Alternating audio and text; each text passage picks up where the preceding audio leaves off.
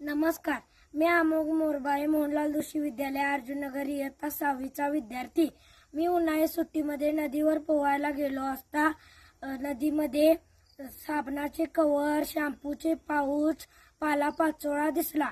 यावर उपाय म्हणून मी ही रिव्हर क्लीनिंग बोट तयार केलेली आहे। ही बोट तयार करण्यासाठी साहित्य sunboard sheet, Arduino Uno, bluetooth HC05, motor driver, gear motor, PVC pipe इत्यादी साहित्य वापरले।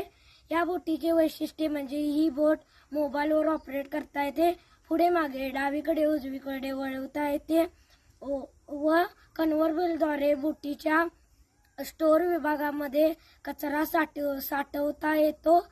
या बोटीमुळे नदी, विहीर, तलाव पाणी प्रदूषण टाळता येते। आता ही बोट प्रत्यक्षात कसे काम करते हे आपण पाहू।